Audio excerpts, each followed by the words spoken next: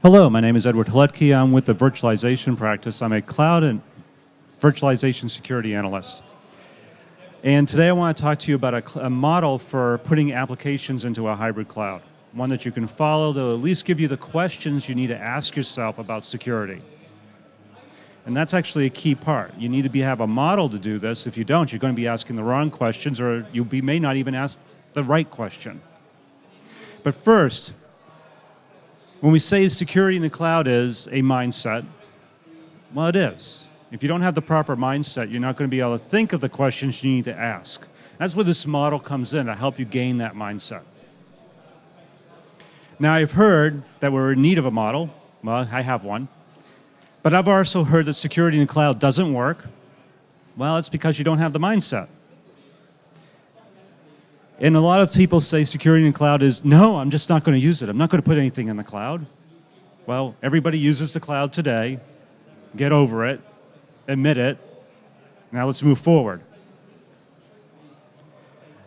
You know, a lot of people say that you need knowledge to put everything into the cloud securely, and that's actually key. You definitely need some knowledge. If you don't have the knowledge, you're not going to be able to do it right. And again, that ties into the mindset. You need to be able to model something that gives you the answers to that questions. And last, people say the cloud isn't for everybody. And specifically, security in the cloud is not for everybody. Well, I'm here to say they're wrong. Security is everybody's problem. If you're not trying to think about how to do things securely, you're doing your organization, yourself, a disservice. Think about all the breaches that have happened, all the data leaks. How can you protect yourself from the badness that could happen? Well, first off, you need to know where your data is to start with. So, without further ado, here's my model. It's lovely, complex, right? But don't think about it as complex. Think about it as a way of looking at things. Now, I always start with a cloud security model. I need to have an entry point. My entry point happens to be my cloud endpoint. This, my watch, my iPad, my tablet, my desktop, my whatever. Virtual, physical, makes no difference. This is where the users start. So if you're an IT admin and you're thinking about the users start on the server, you're kind of missing half the boat. And it just sunk. So figure out what the users are doing and what they start using the application. Once you know that, you have a starting point for doing holistic security. If you're putting out an app, and it's an app that's only going to be talking from one server to another, most of this can be skipped. But if you're putting out an app that the users are going to be interacting with, how are they going to interact with it? Are they always going to be in your network? So what they're doing is going through this transition point of everything from the entry point, and then the users are going to be deciding where to go. So if I have a SaaS app, they're going to go to a cloud somewhere, or they may be going to your on-premises data center. It's your app. Let's say we're looking at file share. I need to get users using a secure file share. Well, where are they going to go? Wherever it's easy to go. So you need to then figure out where to go from there. So the first part of the model is deciding how your users are going to actually use the tool. If you're going to put something out in the cloud, you better know how they're going to interact with it. And you got to really think way outside the box. People are going to interact with it how? Well, on your network, through LTE, through 4G, through everything. They may be using a virtual desktop. They may be using a physical desktop. They may be using a camera, or a watch, a phone, a scope on a rifle. You don't know. It depends on the application. Think about mail. How many different ways can you send email today? And the gentleman here is picking out yet another way. He's sending email right now. That's why he's laughing. Then you got to think about identity. How can you identify the user to give them the permission to say yes or no, you are allowed into this?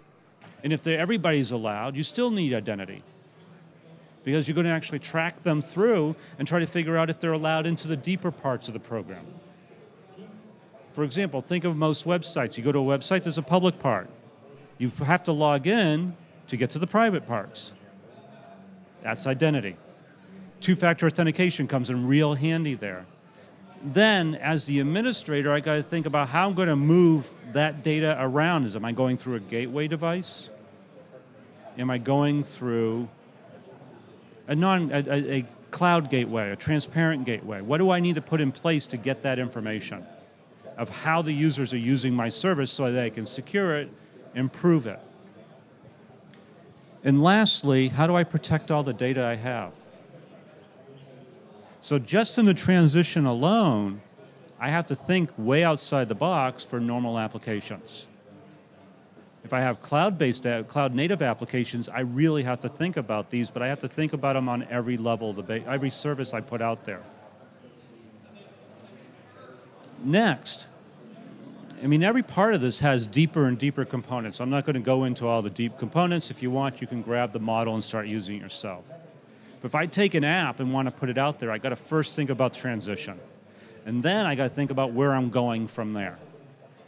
If I'm putting things in Amazon, and that happens to be my data center of choice, I have different questions I need to ask myself than things I have ultimate control over. If I'm doing something on premises, I have a lot more control than if I put something in Amazon. But I still have the same questions I need to ask myself about how to get there. How do I transfer the data I need from on-premises to into the cloud so that my application works? And if I have petabytes of data, let's say, that's a big deal. If I have gigabytes, not so much. A simple migration tool, FTP, whatever will work, but that's actually a gateway of some sort. So again, transition from on-premises to the cloud. If I'm talking about a new type of mail where I want to encrypt everything, and that's my application, I may want to have a SaaS part of it, but all the encryption and keys are handled how? So I've got to ask those questions. If I want to put out a website where most of it is for a community, a public community, I may have moderators. They need more authority. Again, identity. So when we start thinking about all this, you got to think about everything you're doing. And furthermore, you actually want to apply some analytics. You want to log everything, but what are you logging? Are you going to be logging all the data that comes from the application? Well, yes. Where are you going to store it? How are you going to store it? Are you going to actually get rid of it over time? You start thinking about, do I have enough storage to do everything I want for years? Or should I keep it down to months? And will I have enough roll-up data from there so that I can actually prove out trends for security? And that's where analytics comes into play, because it's actually that roll-up of the logs and of the data to give you an idea of where things have been and where things are going. You can make some plans from there. If you're missing those two parts for your whole application rollout, you're actually missing a fairly big component of security these days. The early warning system for security is not my SIEM, not my logs, it's actually analytics. And I'm just talking about application performance management analytics.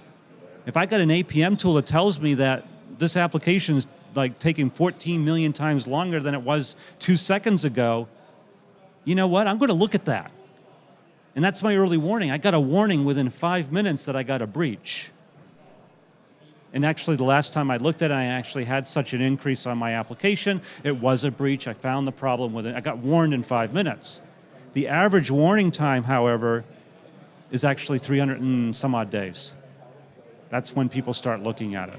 So analytics, even the most basic, will help you with this. So you got to start thinking about, when you look at the model, you got to come up with an answer for each one of these boxes.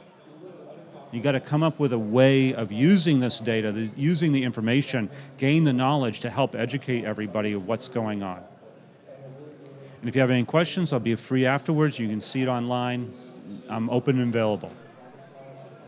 Thank you.